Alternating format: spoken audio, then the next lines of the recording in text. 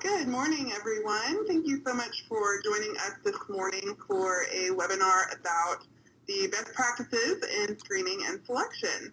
My name is Audrey Oliver, and I am an account manager here at Presidium. I have been with Presidium for about 5 years now. And joining me also is Ori Tucker. She is our Vice President of Product Services and our in-house screening wizard and guru. She is very, very well versed on the intricacies of reference checks and background checks. And so kind of the layout for today's webinar is going to be talking about the best practices in screening and selection. We're going to tell you about Presidium first off, and kind of the methodology behind what we do here at Presidium and how we work with youth-serving organizations and also organizations who work with vulnerable populations. And then Ori, towards the end, will get into more of our service offerings as far as reference checking and background checks go. So we encourage you to, if you have questions along the way, please feel free to type those into the chat box that is down there on the bottom right-hand corner of the screen. And we will probably not stop along the way because we want to cover as much information as we can in the short time that we have with you this morning. But we will log those questions and either at the end answer those for you, or we will follow up with you after the webinar on an individual basis. So again, thank you so much for joining us this morning. So want to start out by telling you all about Presidium. And so we realize some of you may have heard of Presidium, some of you may have never heard of Presidium. And so just want to give you a little bit of background about our company. We have over 25 years of experience now. Our mission is to work with organizations to help you protect the individuals who are in your care, whether that's youth, vulnerable adults, otherwise vulnerable populations, and to also help preserve trust in your organization. And so we work with over 4,000 clients across many, many industries, everything from schools, churches, camps, Boys and Girls Clubs, YMCAs, all kinds, universities, also insurance groups, anything that, basically anything you can think of where we have one person in charge of another person, we likely work within that industry. And so our goal and our expertise is specific to the prevention of sexual abuse. And so we are a unique risk management company in that we really focus solely on that and have a team of experts who are very knowledgeable and who understand how abuse happens within an organization, and also how we can work with organizations to give them tangible tools and resources that will help them actually prevent abuse. And so want to kind of go into the scope of the problem here as well, just to understand that the risk of sexual abuse is very prevalent. So it's very important that any organization that is working with youth, vulnerable adults, have a good understanding of how this happens, and also how we can implement best practices, specifically within screening and selection, to do the best that we can to eliminate the opportunity for an abuse incident to happen within our organization. So what we know is that 1 in 4 girls and 1 in 7 boys will be sexually abused by the time they turn 18 years old. We also know from a study that came out a few years ago that about 10% of youth will experience some type of sexual abuse by the time they graduate high school. And then also we know that 40 to 50% of child molestations are actually committed by juveniles. And so that's important. We're not going to talk about this too much today, but one thing at Presidium that we focus heavily on is working with our clients to understand that we're not just talking about the risk of an adult to youth abuse incident or an adult to another adult incident. We're also looking at peers. And so whether that's 2 juveniles in care or 2 vulnerable adults in our care, we want to know and understand that we're not just preventing and understanding that adult to youth risk, that we want to also understand how peer-to-peer abuse happens and how we can work to prevent that. We also know that about 80% of abuse does not get reported. And so when you think about that, thinking that a lot of the statistics we have is based on what we actually know and what we do get reports of. And so a lot of our work is also focused on eliminating barriers to reporting and making sure that youth, adults, staff, volunteers, everyone across the board feels comfortable reporting incidents that happen. So at Presidium, we treat abuse not as a natural disaster, because when we think about natural disasters, so tornadoes, hurricanes, tsunamis, maybe even for some people, it's hard sometimes to prepare for those things.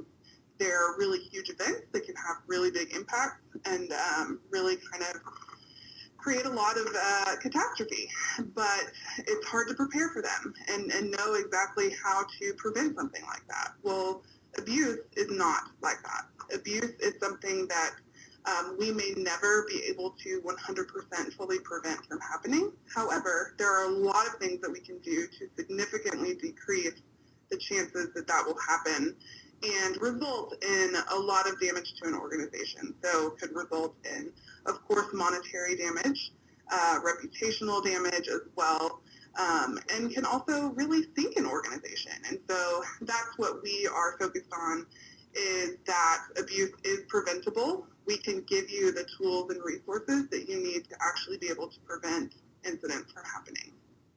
And so how do we do that? How do we know that? And so this is the Presidium safety equation. This is what we base all of our work on here at Presidium. This is our systems approach to preventing abuse. And so to give you a little bit of background, we were founded 26 years ago now out of an actual incident of abuse at a local youth serving organization here in the Dallas, Texas area. And at that time, our founder, his name is Dr. Richard Dingle. He is, and still is to this day, a clinical child psychologist who works with victims of child sexual abuse. And at the time, 26 years ago, Dr. Dingle was on the board of directors at this local child serving organization.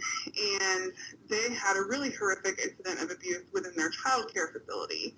And they were engaged in litigation, facing a multi-million-dollar payout, lots of issues there. And at that time, since he was on the board of directors, the rest of the board went to him facing all of this catastrophe, if you will, and said to Dr. Dingle, well, Dr. Dingle, you have experience working in this area with victims. Why don't you try and tell us how this happened and why this happened and what we as an organization can do to make sure that this doesn't happen again, because we do not want our organization to end. We don't want this one incident to damage our organization so much so that we cannot continue to provide services. And so Dr. Dingle, with some of his colleagues, he was also teaching at the time, with some of his colleagues, engaged in a research endeavor. And so what they looked at was about 300 cases of abuse within an organization that existed at the time. And so this was 26 years ago, so there wasn't a whole lot of research at that time about how abuse happens within an organization. A lot of it was focused on intrafamilial abuse. And so they looked at about 300 cases that did exist. And so what they found was that when we have abuse that happens within an organization, it's usually not because of 100 different reasons. It's almost always attributed to a breakdown in one or more of these 8 operations that now make up the Presidium safety equation. And so within each of these 8 operations, we have specific industry standards and best practices for what an organization should be doing to create the safest environment possible. And so we know that there are certain areas where organizations are going to fall short. And so, for example, if we have an organization that employs a lot of volunteers, and you have a lot of volunteers who work at events, or maybe you have volunteers who are doing or providing mentoring services. Well, we're not going to be able to, for example, monitor and supervise those individuals because They are engaging in one-on-one relationships with youth just by nature of what a mentoring relationship is like.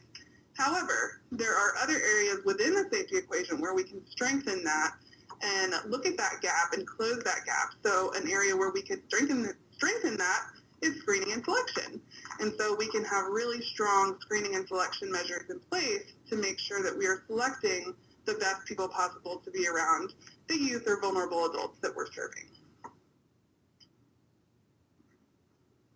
Okay, so within the, we have the safety equation, which tells us what an organization should be doing, and also guides all of our work here at Presidium. But it's also important to understand how adult to client and also false allegations might occur. And so it's important to understand, though, that with false allegations, less than 5% of actual reports end up being false allegations. And so we say that because all of our policies, our procedures, our recommendations are rooted in this idea that we're not just protecting our youth and our populations that we're serving, but we're also protecting our staff and our volunteers. And so we don't want to put them into situations where they may be falsely accused of something, but also understanding that it's very rare that we do have a false allegation that happens. So how does abuse happen?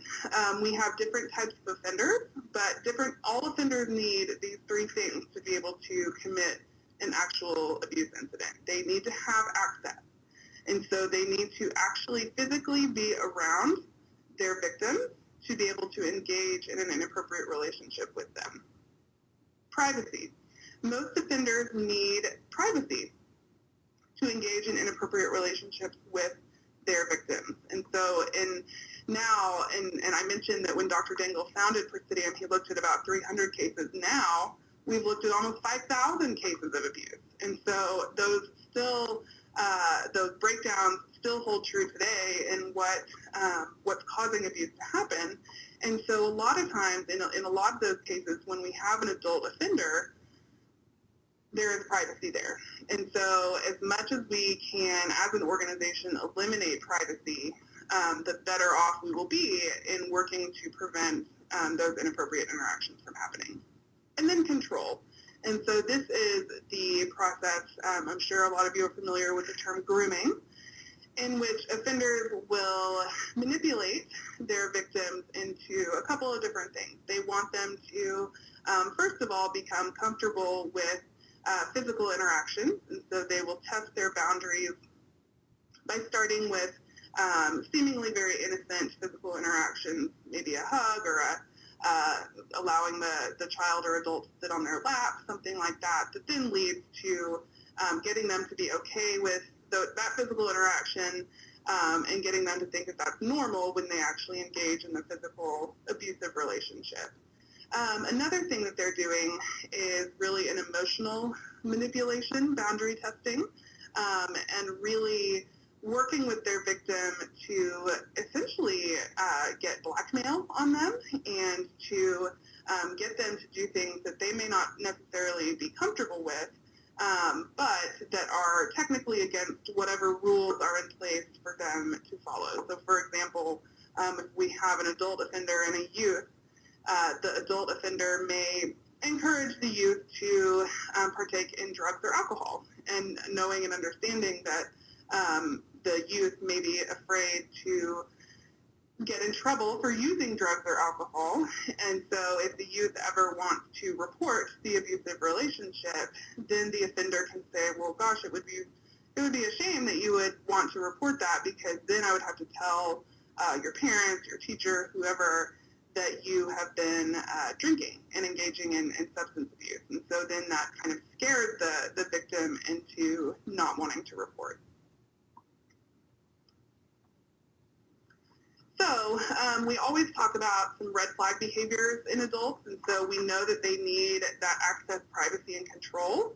And so what do we do if we see red flag behaviors?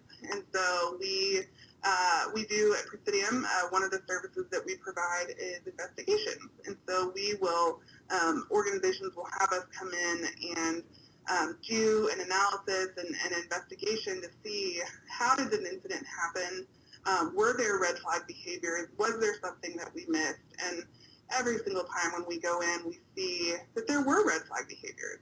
And so these are the most common ones that we see, and particularly when our offenders are engaging in that third element, that control element, when they're trying to groom their victims, they are typically engaging in some of these red flag behaviors.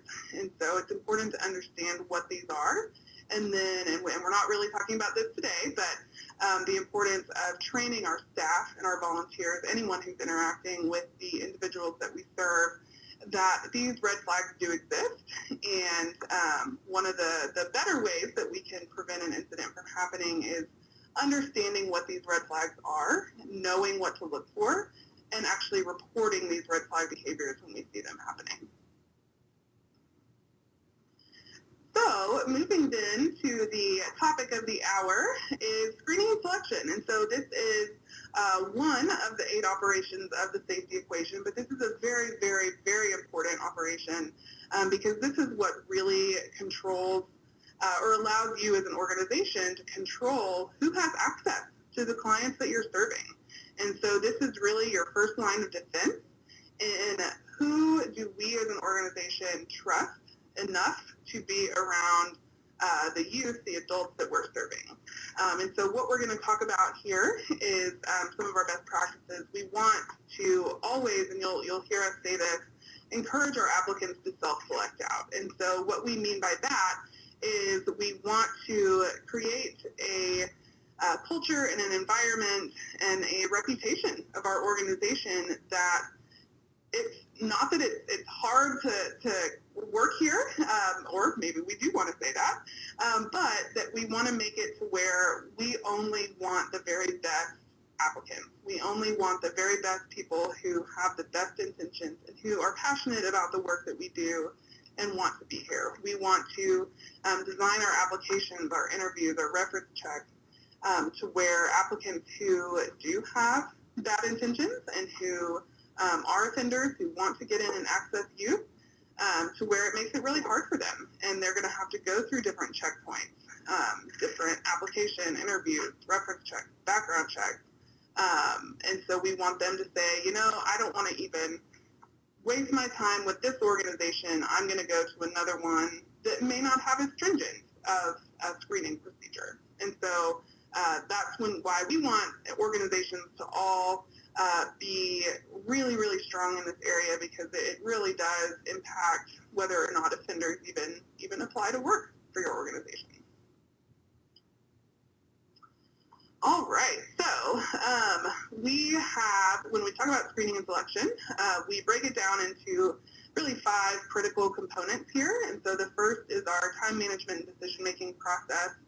We want to make sure that our hiring managers are utilizing their time effectively and are able to make really good, strong decisions about, again, who has access to our clients, that we don't get into a habit of momentum hiring and rushing through selecting people because we're in a rush to hire 100 employees for summer or whatever it may be. We want to really maintain the integrity of the process throughout the entire hiring procedure, because we know at the end of the day these are individuals who do have a lot of access to our clients. And then applications, behavioral interviews, reference checks, and background checks. So throughout all of our screening and selection, we are looking at restricting access, but there's different levels of access. And so these are 4 different factors that we use and what we encourage our clients to use when you're determining who has access to our clients. And so this will help you determine how much time and effort to spend on each stage of the screening process.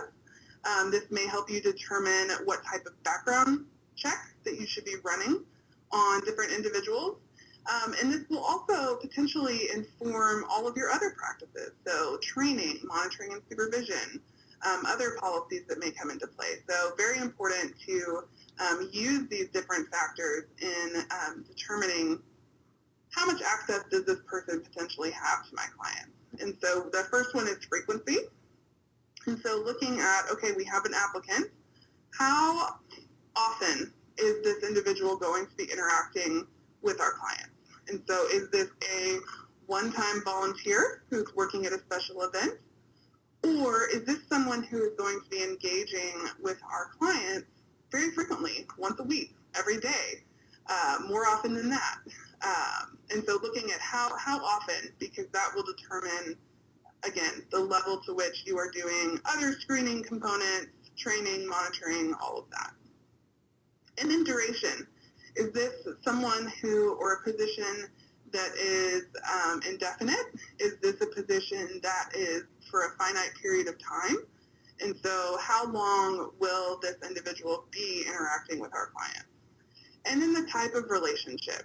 And so this is really important because we may have applicants for positions who are maybe having a very transactional, very short relationship with the clients that we're serving, or this may be someone who's going to be a really important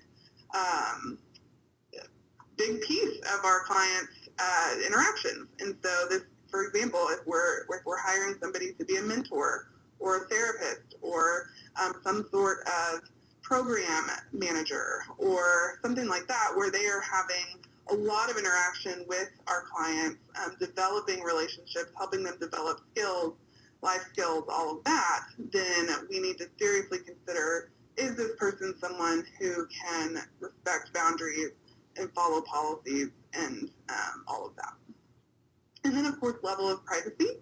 And so how much, going back to what we know that offenders need privacy to be able to engage in an appropriate relationship, is this person going to have the opportunity to have that privacy? So, for example, is it someone who is going to be working with a large group of clients and there may not be an opportunity for privacy there?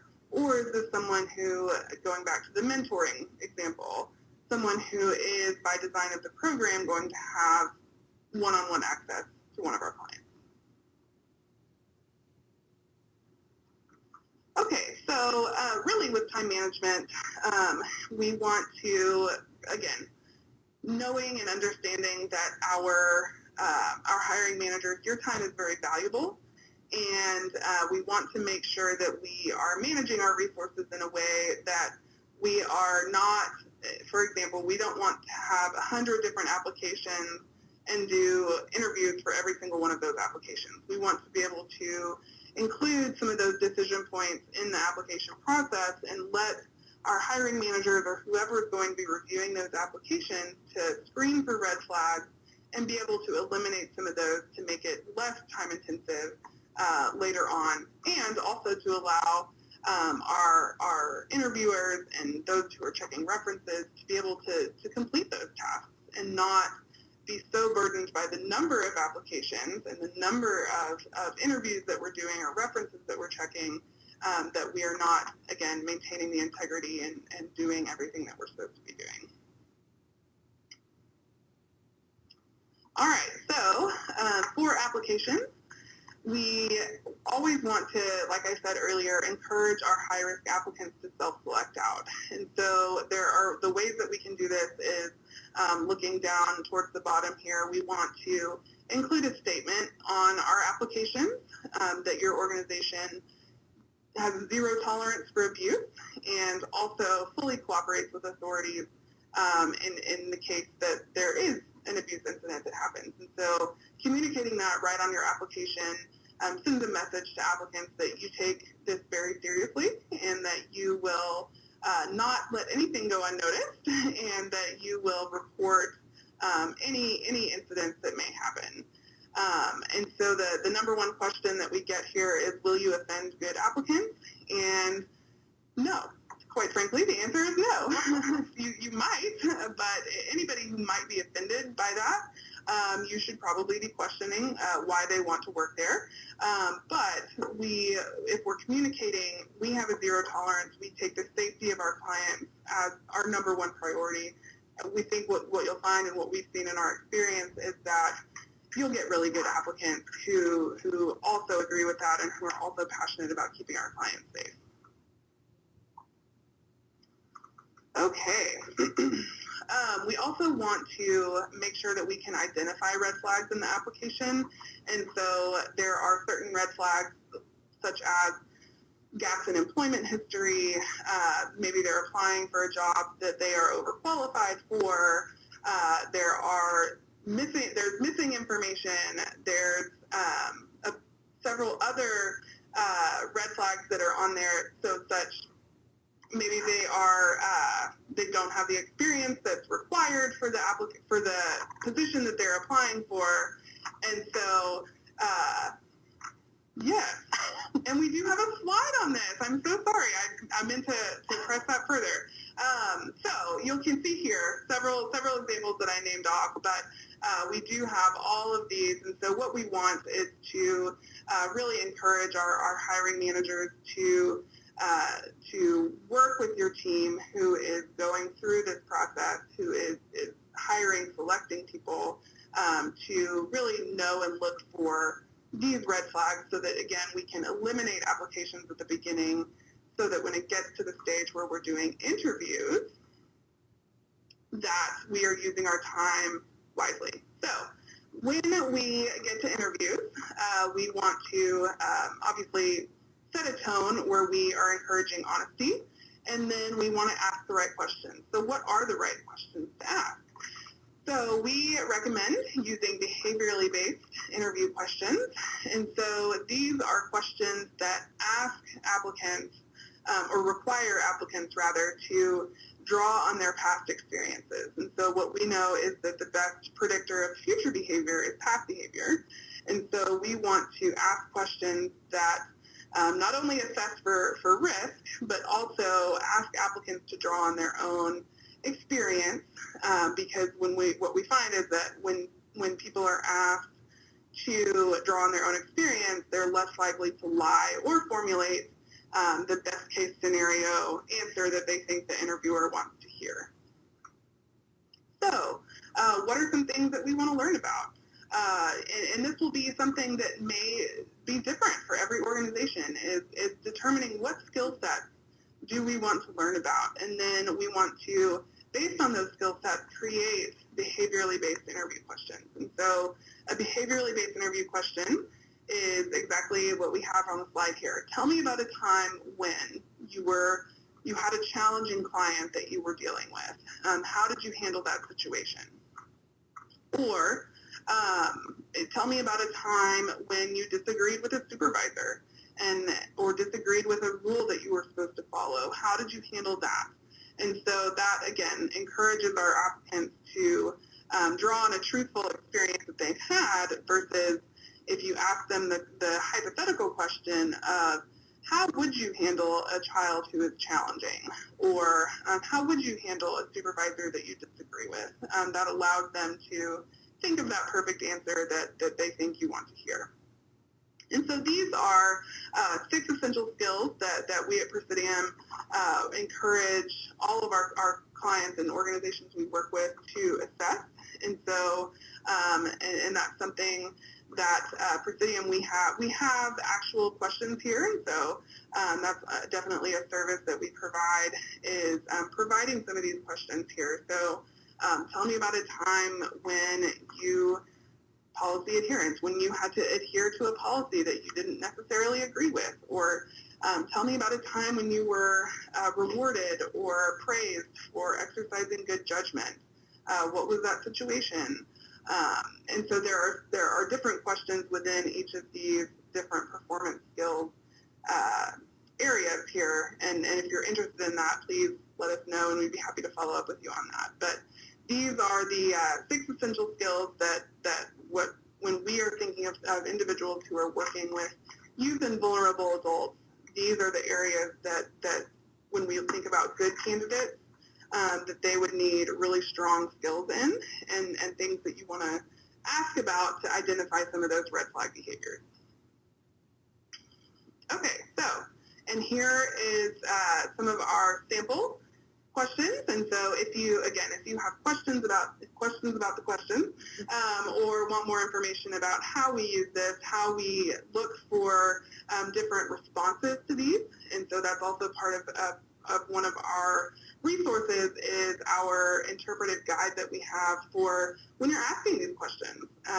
What's a high-risk response? What's a low-risk response? And so again, if you're interested in that, please let us know. We'd be happy to get you more information about that. So what are some red flags in interviews? And so if we're looking for those red flags, and I'm sure if any of you have ever been involved in interviewing individuals, you've probably seen some of these at some point in time. But these are patterns that are really consistent with, again, individuals that we've seen in all the cases that we've looked at who have been individuals involved in incidents. And so we get information all the time from our clients who are engaging in the screening process and find some of these red flags. And so important to understand what these are and also look for them. And so one of the things on here that I do want to mention is the perception that children and minors are helpless or vulnerable.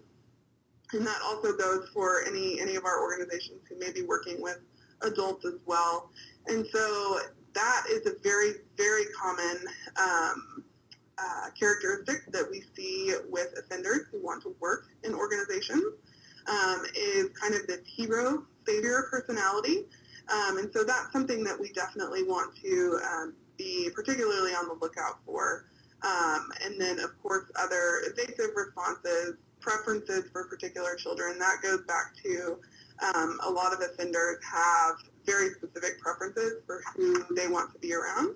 And so if we have applicants who are very adamant about, no, I want to work with the high school girls, or I want to work with the sixth grade boys, it's important to understand why, what the reasoning is there, and make sure that it's not, maybe it's based on their experience, their educational experience, they want to be a teacher, things like that. But we want to make sure that's not based on an actual sexual preference for that type of child.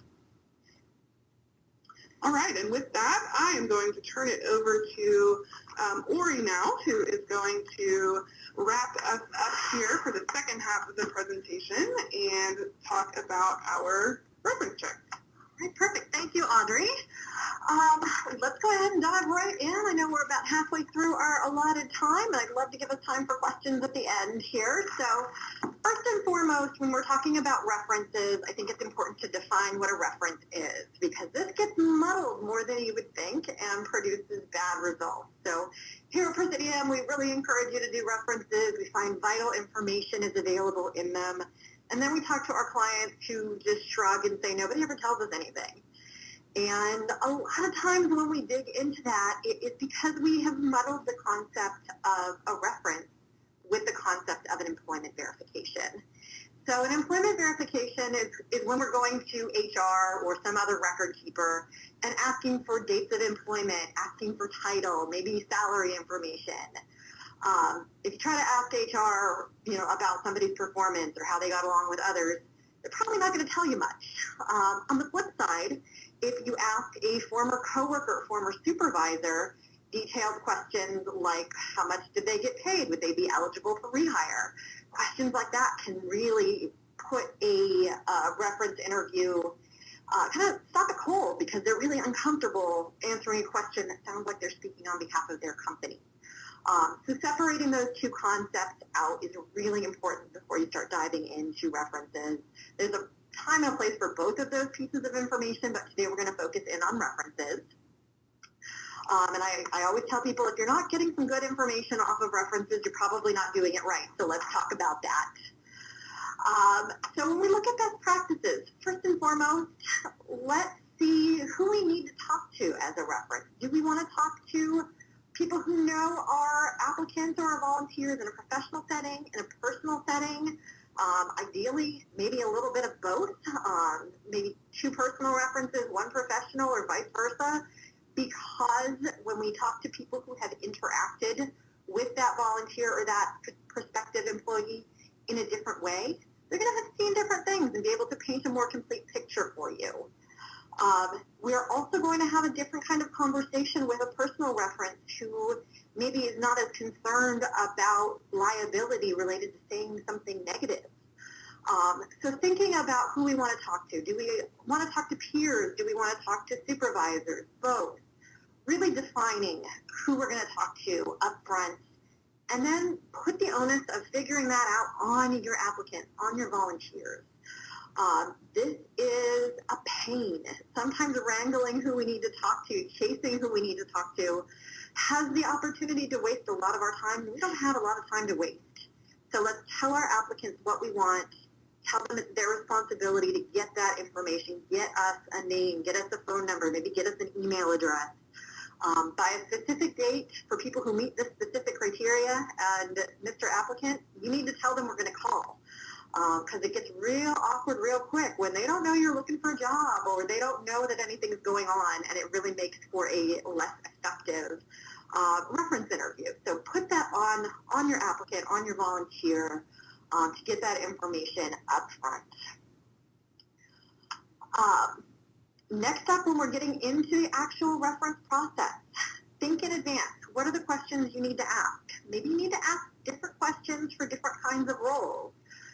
Maybe a professional level employee requires some different questions about conduct in the workplace than a volunteer who's helping you regularly with some sort of more fun project. But standardize those questions to a great degree. And then as you're going through your reference interviews, you're able to have a more consistent conversation, you're able to make clear notes, you're able to flow through that conversation as effectively as possible. But make sure that you're making notes as you go along so that then you're able to summarize all of that information after the fact and perhaps share that with other people in a hiring group, or be able to better recall red flag comments or things that were just a little odd. But as you're going along, press on those answers that are a little odd. Make sure that you're comfortable and confident in asking follow-up questions. Sometimes you are talking to a reference that is telling a story that you don't quite understand. Now, do you not understand it because there's something weird going on? Or do you not understand it because this person's just telling the story badly? You're able to go ahead and ask the question, like, just so this is straight in my head, is this what happened? And ask those pointed questions. You can get a lot of information out of references just simply by asking the question. We find that particularly when we do reference checks for employees where there's not a job on the line, reference interviews tend to produce even better results because people are looking at this situation. You've called and you've said what's going on. We want this person in our program to help kids, help with a elder care facility, go do this nice thing. And, you know, there's no job on the line, so maybe this reference is going to be just a little more open with you. So tell the story about why you're calling to help set that tone and put people at ease. And you know what? Ask the point-blank question, something along the lines of, would you put a child in this person's care? Would you put your grandma in this person's care? Because sometimes they'll say no. More often than you'd think, they will say no because that is a very real situation that they're putting themselves in those shoes. And they're going to be honest about that. And just making it a routine question, you know, there's going to be some references that are never going to tell you anything bad, that are never going to elaborate on anything. But there is a percentage of all of your interviews that is going to really reap amazing rewards that makes this process worthwhile, even though it's one of the more time-consuming parts of the process. And then finally, as I mentioned a minute ago, making sure that you're getting your notes together and anything odd, bringing that together with anybody else involved in your hiring or recruiting process so that we can see, wow, that was kind of a weird thing, and then somebody else had a little bit of a weird thing. Maybe we have a trend of a weird thing. Or maybe everything was clear from all sides. We want to make sure we have really open communication because probably we're not doing a reference call as a group. This is one person making that phone call. So let's make sure that that information gets reported back to everyone who is responsible for evaluating as part of the process. So what are some red flags? Obviously, there's a big list on your screen, but I think the biggest ones we run into are people who maybe halfway through an interview stop talking. They don't want to answer any more questions. It's a little bit weird. What does that mean? Do they just run out of time? Or are you asking really pointed questions that they're not comfortable working around? Other items, are we having a really hard time reaching these references? Did the applicants or volunteer do any work to try to set the stage for you to connect? Maybe this is a person we don't want to work with because A, they don't follow instructions, or B, they're trying to make it difficult for you. I would say that there is a caveat on some of these red flags. There are some cultural challenges sometimes where we run into applicants who don't quite understand the vision of a reference that we're kind of used to in the United States. So keep that in mind. Sometimes they provide previous supervisors who very briefly worked with them who can't really give you a reference interview, and it really is a cultural disconnect. So keep that in mind. But looking for, references to employment experiences that you don't see anywhere on your paperwork, things that don't quite add up. Sometimes questions that lead to odd answers, like, maybe your reference asks you, well, what position is Johnny applying for? And you say, oh, well, we've got this part-time soccer coach position that he looks perfect for. And we've had one situation in particular that stands out, and I think it was a grandma actually answering these questions saying, ooh, maybe you have something open in accounting, which is a really odd answer to a conversation about a soccer coach job. But those pointed questions about previous experiences with children, have you seen somebody interacting with children or with vulnerable adults? So you're able to answer reference questions that relate to those interactions. Let's go through all of that stuff very pointedly at some point and see what happens, because people are willing to tell you when they're concerned. Sometimes you got to push a little bit where they are giving you the opportunity to ask a pointed follow-up question by half answering a question. And if you push and follow up, they are more than happy to share things. So don't miss out on those opportunities, even though that means sometimes you're asking pointed questions to people who just aren't going to answer anything. We're just going to go through those yes or no's with some portion of our references so that when someone is willing to talk, we're able to take full advantage of that. So let's move into background checks. And how are we doing on time here? All right, beautiful. When we talk about background screening, this is all part of our comprehensive screening and selection process, which is all, again, part of our comprehensive abuse prevention process. Doing a criminal background check one time on somebody when they first enter your organization is not going to do a ton to prevent abuse. This is not a one-stop shop, silver bullet kind of situation. We need to look at this as a piece of our puzzle. Organizations often overemphasize this, which can get scary. It's a simple checkbox in many cases that we need to make sure this stuff gets done, so it's easy to define what needs to happen, but this is not going to be the end-all, be-all. So I want to preface that with how we talk about this. So anytime I talk about background screening, I always like to talk about a couple of misconceptions that make my heart stop a little bit sometimes. One is just this notion that more is better. If we buy the biggest package, if we spend the most money on background checks, we're going to get a better background check and our problems are going to be solved. Sometimes there is value in spending more money on something, but more is not always better, particularly when you live in a state that maybe restricts the amount of information we could actually provide you with. Or you're searching for information in places you're unlikely to find results. So we got to look at the return on investment a little bit on background checks. They're expensive when we look at a full year's worth. So don't look at just the price tag. The price tag doesn't tell the whole story.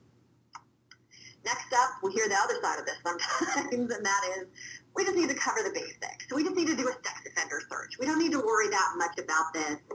We know all of our people. Everything's low risk.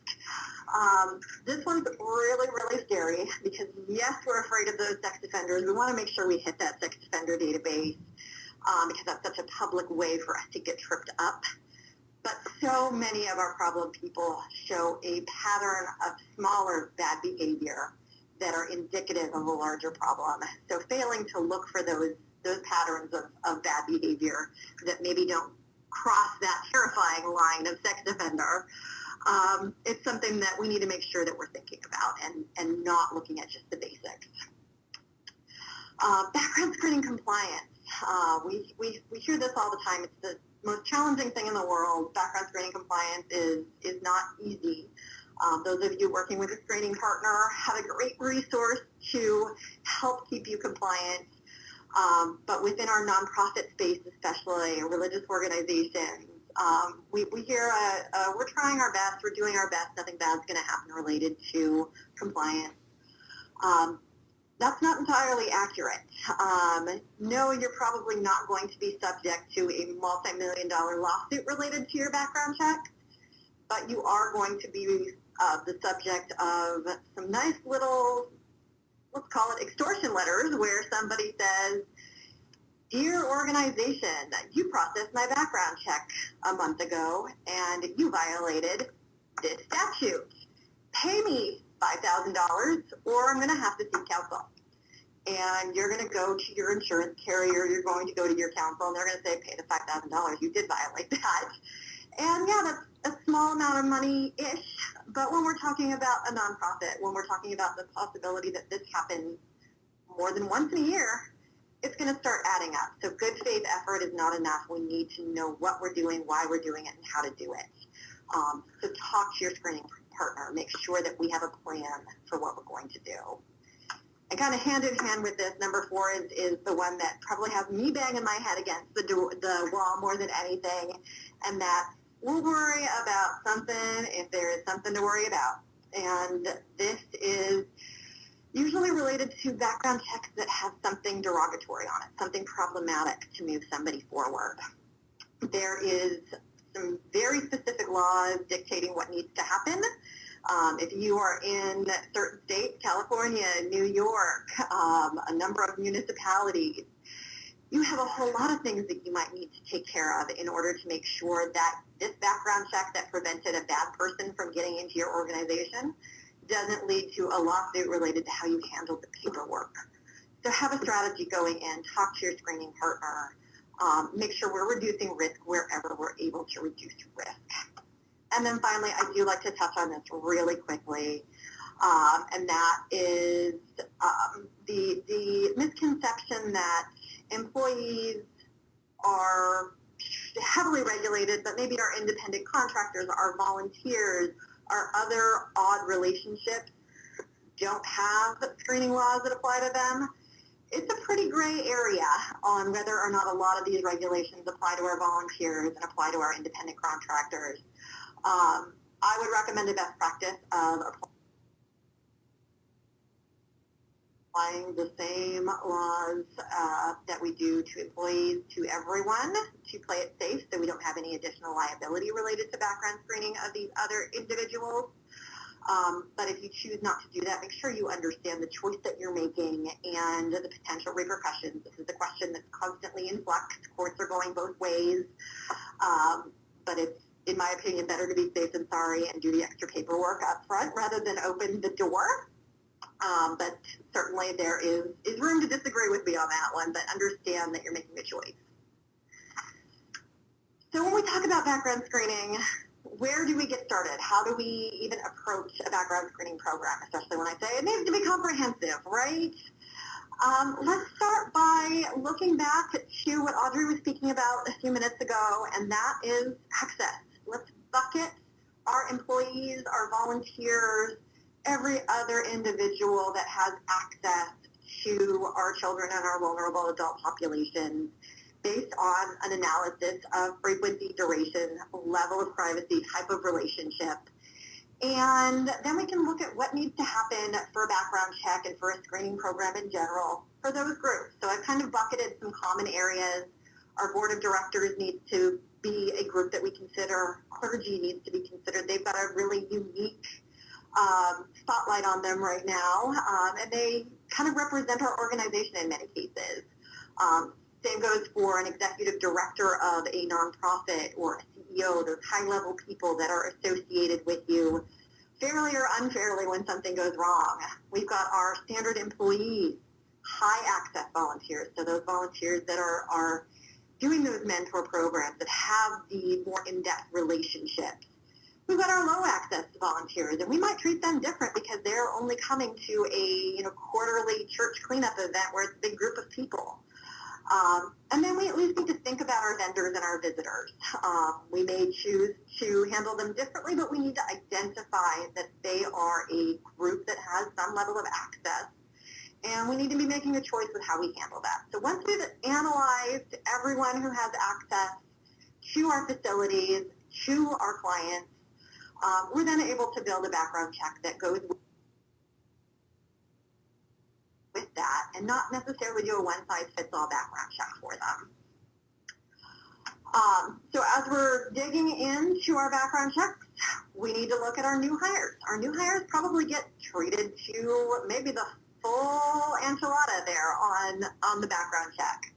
We may also have seasonal employees, particularly those that come back.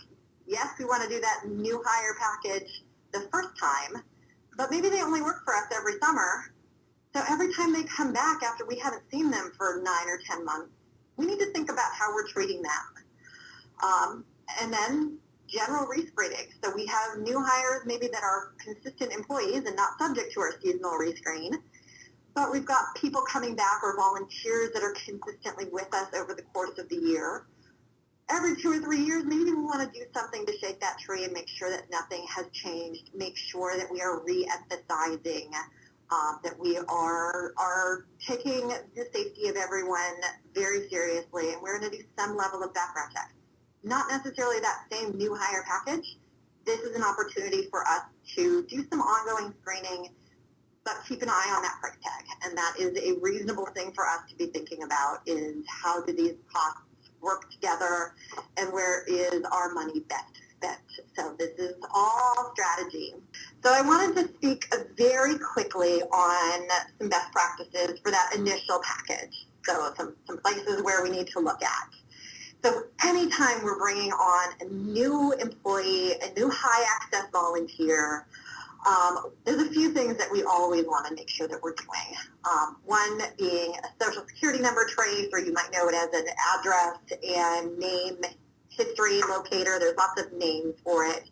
But this is a tool that your background screening provider really, really needs in order to do a effective background check. This isn't something that you so much need, but it's all kinds of information that your screening provider can use to identify additional names, addresses that weren't expected, really dig into the things that we weren't told.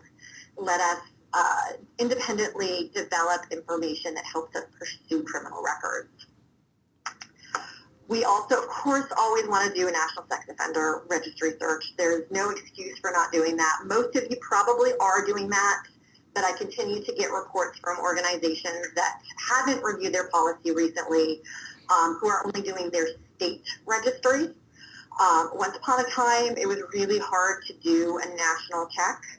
That is not the case anymore. So if you haven't reviewed your policy, if you think you might still be doing our state-only kind of check, get that changed. Make sure that you're looking at sex offenders on a national scale. The scariest sex offenders are the absconders, are the ones that aren't where they're supposed to be. So looking outside of your state is the most valuable, inexpensive thing that you can do.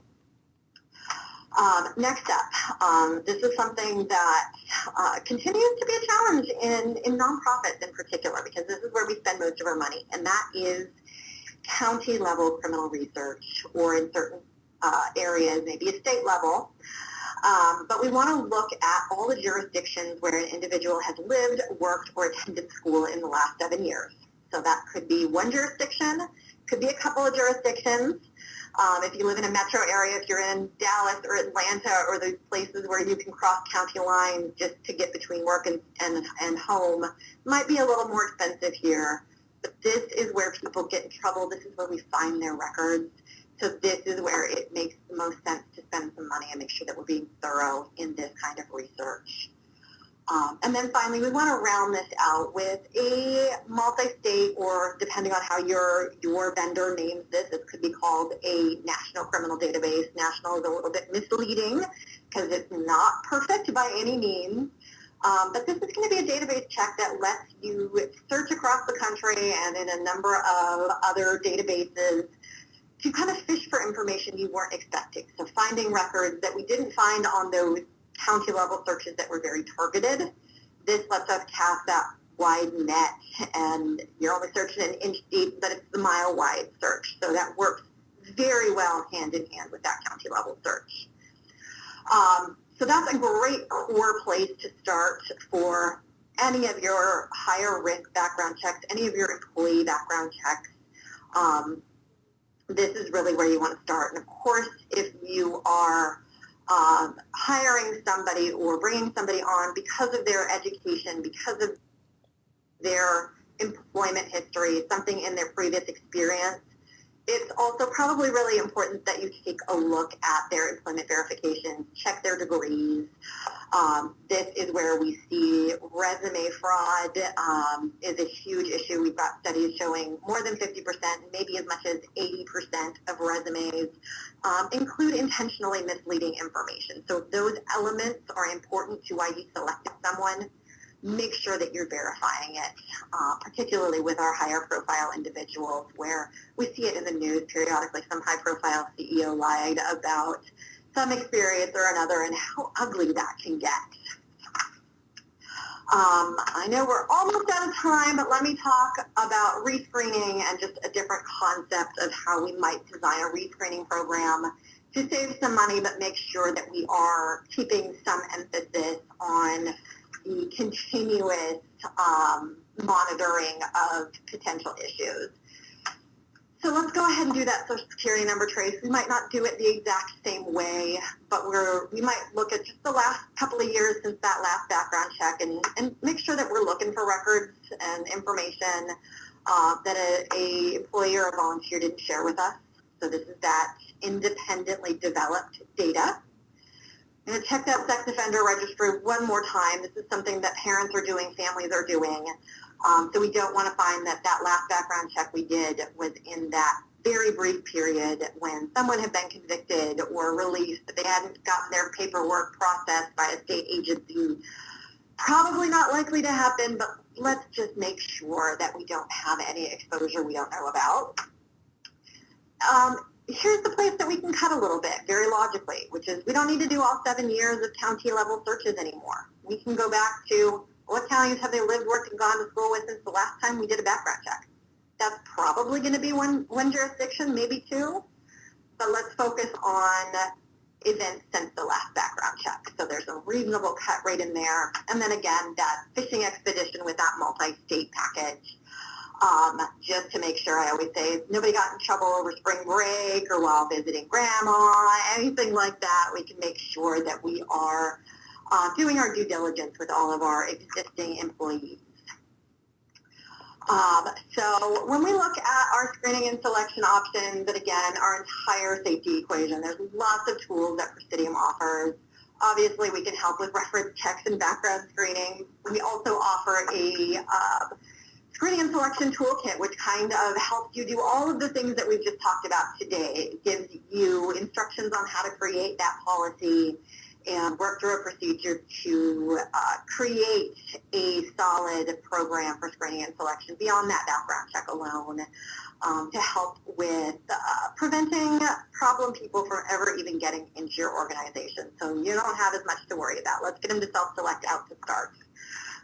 But we have lots of other training programs, self-assessments, consultative services, online training, in-person training. We are always more than happy to talk to you and work out how we can help you create a stronger program that is looking at various elements and how they work together and how we can close gaps as a comprehensive strategy, not a one-off solution. Feel free to email us. We thank GuideOne so much for helping get us together today, giving us the opportunity to speak with you. Please feel free to email your questions to info@presidiuminc.com. And if you want to be subscribed to our monthly tip newsletter, feel free to email safetybulletin@presidiuminc.com, and we'll get you added to that mailing list. We have lots of interesting things that go out on a monthly basis with tips and tricks and lots of information about what's happening now. So it's a great thing to get in your email box once in a while. So with that, I think we are out of time. If you've sent us in a question, we'll make sure that we follow up with you. We thank you all so much for your time and enjoy the rest of your day. Thanks, everyone.